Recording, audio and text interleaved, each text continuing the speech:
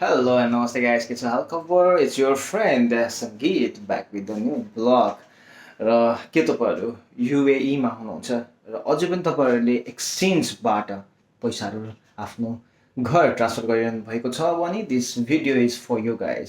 So आज तपाईँहरूलाई म यस्तो एप्लिकेसनको बारेमा भन्न गइरहेको छु कि जसबाट तपाईँले सजिलोसँगले आफ्नो घरमा पैसा पठाउन सक्नुहुनेछ, त्यो पनि एकदमै रिसेन्ट जुन चाहिँ रेट रहेको छ करेन्सीको त्यही रेटमा तपाईँहरूले घरमा आफ्नो परिवारलाई एकदमै मजासँगले सेक्योर टाइपमा तपाईँहरूले आफ्नो पैसा पठाउन सक्नुहुनेछ. र यस भिडियोमा तपाईँहरूलाई म सबै त्यो एप्लिकेसनको बारेमा जानकारी दिन चाहन्छु है, र भन्न गइरहेको छु त्यस एप्लिकेसनबाट तपाईँहरूले कसरी आफ्नो घरमा पैसा पठाउन सक्नुहुनेछ. र पहिलो ट्रान्जेक्सनमा तपाईँहरूले मेरो कोड युज गर्नुभयो भने फ्रीमा तपाईँहरूले आफ्नो घरमा विदाउट एनी चार्ज तपाईँहरूले मनी ट्रान्सफर गर्न सक्नुहुनेछ. So let's start the video. So त गाइज पहिला हामी स्पोरा एप्लिकेसन डाउनलोड गर्नेछौँ है, र मैले पहिला गरिसकेको छु र त्यसलाई ओपन गर्नेछौँ. र मैले पहिला नै लगइन पनि गरिसकेको छु है. र लगइन गर्दाखेरि मेरो प्रोमो कोड युज गर्न नबिर्सिनुहोस् होला.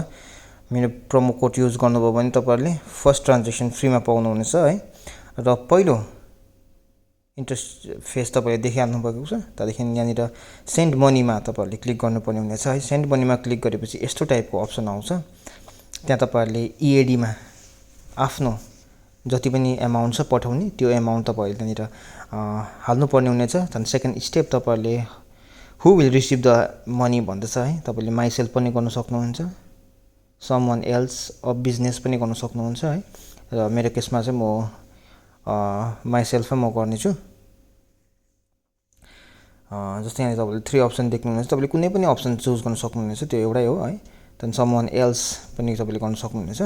र तपाईँले त्यहाँनिर नेक्स्ट गर्नुभयो भने ब्याङ्कको अप्सन आउँछ.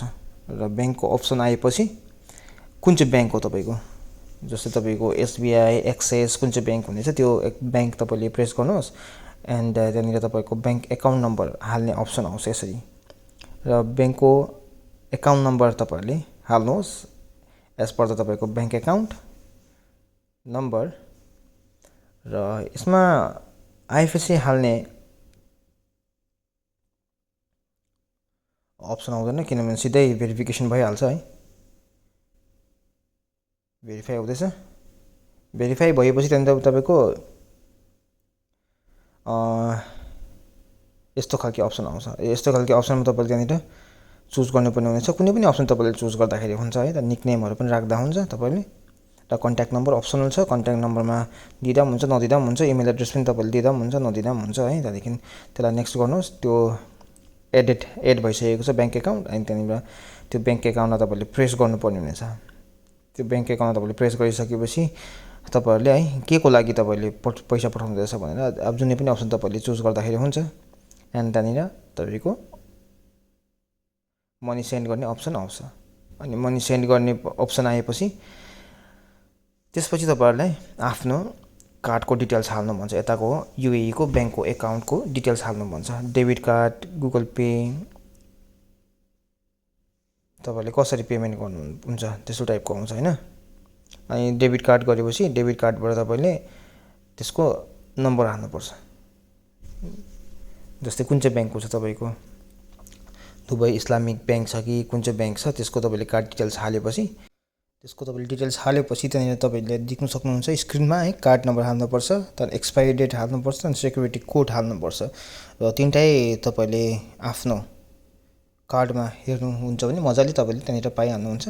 अनि पे नाउको अप्सनमा तपाईँहरूले त्यसलाई क्लिक गर्नुपर्ने हुनेछ, पे नाउलाई. अनि पे नाउलाई तपाईँले क्लिक गरेपछि यस्तो टाइपको हुन्छ ब्याङ्कको कार्ड. अनि त्यसमा तपाईँले 3 डिजिटको नम्बर कसैमा पछि हुन्छ कसैमा अगाडि हुन्छ. अनि पे नाउ गर्नुहोस्.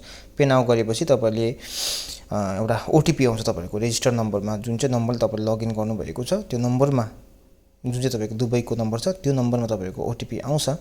र याद गर्नुहोस् कि जहिले पनि लगइन गर्दाखेरि आफ्नो इन्डियाको नम्बरले होइन दुबईको नम्बरले गर्नुपर्ने हुनेछ.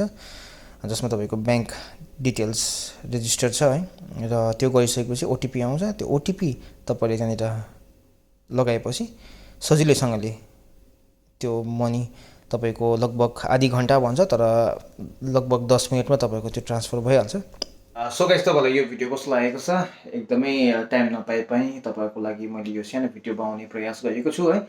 जसले पनि एक्सचेन्जबाट अहिले सेन्ड गर्नुहुन्छ मनी है, तपाईँहरूले यो एप्लिकेसन युज गर्न सक्नुहुन्छ। अनि मैले दिएको मेरो प्रोमो कोड अनि डिस्क्रिप्सनमा दिएको लिङ्कबाट तपाईँले डाउनलोड गरेर त्यो मेरो प्रोमो कोड हालेर गर्नुभयो भने फर्स्ट ट्रान्जेक्सन तपाईँले फ्रीमा गर्न सक्नुहुनेछ। सो आजको लागि यति नै। Bye bye, see you in next video.